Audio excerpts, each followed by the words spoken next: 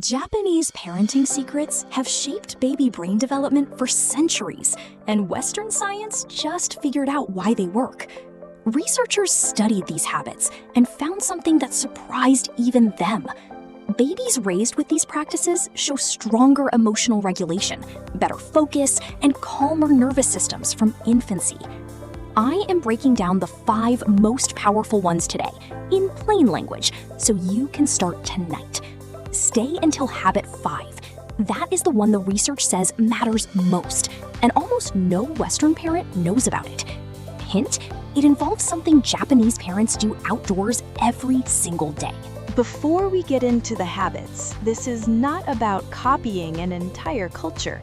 It is about understanding what the neuroscience behind these habits reveals about baby brain development.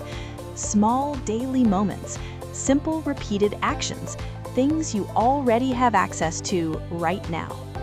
Habit 1. What you feed your baby before age 2 is physically shaping their brain. And the connection runs through somewhere most parents never consider: the gut. Here is the brain science. The gut and the brain are connected by something called the gut-brain axis, a direct communication highway between the digestive system and the brain. 90% of the body's serotonin, the mood and regulation chemical, is not produced in the brain. It is produced in the gut. So when a baby's gut microbiome, the community of bacteria in their digestive system, is healthy and diverse, serotonin production is stable.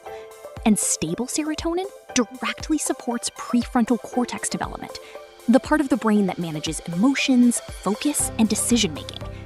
When the gut microbiome is disrupted through lack of food diversity, serotonin becomes unstable. That instability shows up as mood dysregulation, sleep disruption, and difficulty settling. The habit. Introduce one new whole food every 3 to 4 days. Fermented foods like yogurt, diverse vegetables, and omega-3 rich foods like salmon are among the most researched for early gut-brain development. Every food before age 2 is a brain development decision, and not just a nutrition decision. Habit 2. This is one of the most researched brain-building tools in developmental neuroscience, and it costs absolutely nothing. It is called serve and return. When your baby makes a sound, a facial expression, or a gesture, that is the serve. When you respond to it, by mimicking the expression, responding to the sound, or acknowledging the gesture, that is the return. This back and forth exchange, even before your baby can speak a single word, directly builds neural pathways, the connections between brain cells that form the foundation of language, emotional intelligence, and social cognition. Harvard's Center on the Developing Child identifies serve and return as one of the most critical experiences for healthy brain architecture. Every exchange literally strengthens the neural circuits being built. The problem is, modern life interrupts it constantly. Phones, screens, distraction, every unanswered serve pauses neural pathway building. The habit. During one daily activity, feeding, nappy change, or bath time, put everything down and just respond to whatever your baby gives you. They coo, you coo back. They look at something, you look and name it. 10 minutes of intentional serve and return daily builds more neural pathways than any educational toy on the market. Habit 3. And this one reframes everything most parents think they know about baby sleep. It is not just how long your baby sleeps, it is what happens inside those hours. The brain cycles through different stages during sleep: light sleep, deep sleep, and REM sleep. REM sleep, rapid eye movement sleep, is when the brain processes the day's experiences and transfers them into long-term memory and learning. In babies, REM sleep makes up to 50% of total sleep time, because their brains are doing an extraordinary amount of processing and consolidation work every single night. When sleep is fragmented through overstimulation before bed, inconsistent environments, or missing the sleep window, the brain cannot complete its full consolidation cycle. The learning and emotional regulation work that should happen during sleep gets interrupted. Not just delayed, interrupted. The habit. Create conditions for complete sleep cycles. Consistent wind-down sequence, 30 minutes before sleep. Dark room. Melatonin is only produced in darkness. Cool room temperature. The brain drops its own temperature to enter deep sleep. And protect the first 90 minutes. That is the most neurologically active period.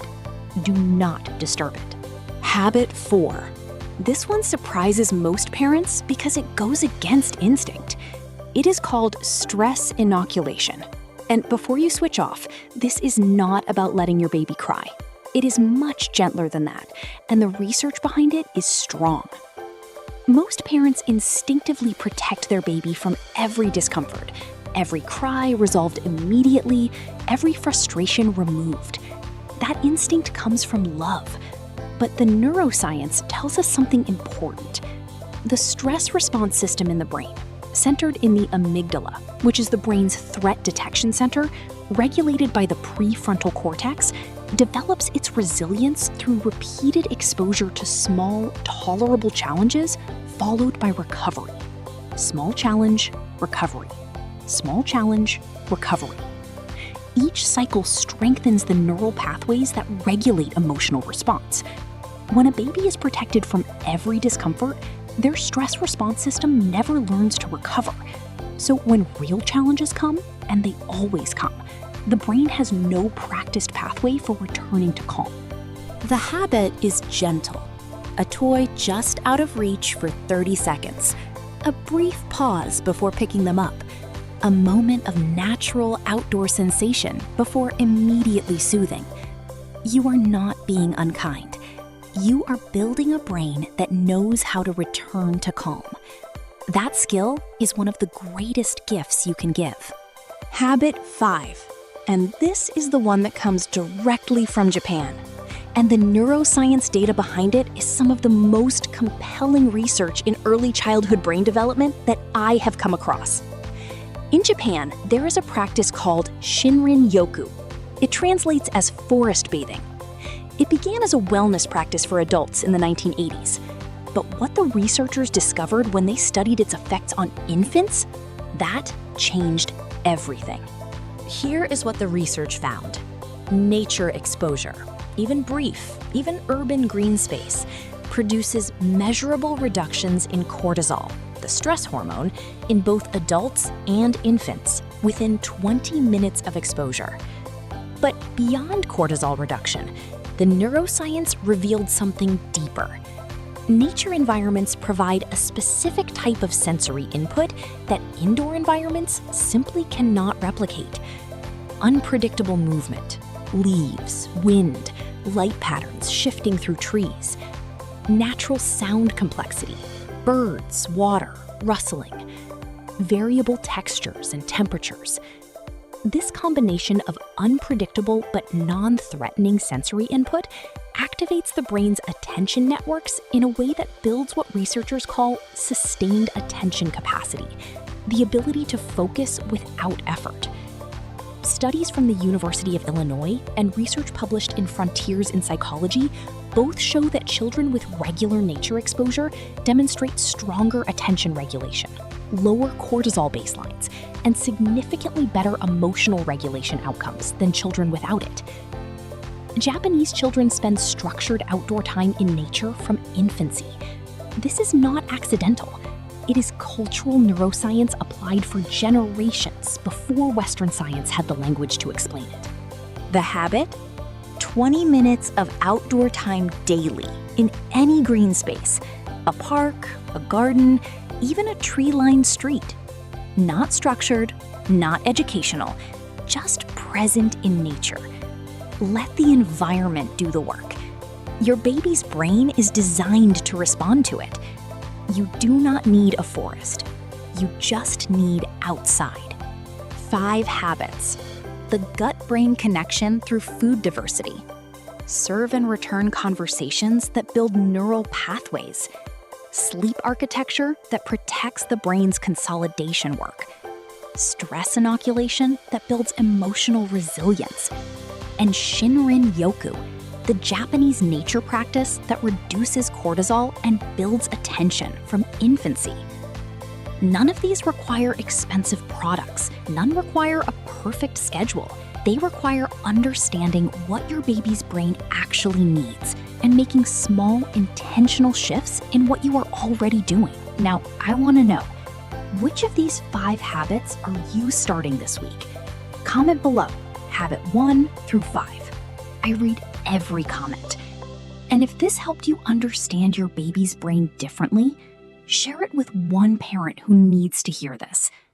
Subscribe for weekly baby brain development science. I will see you in the next one.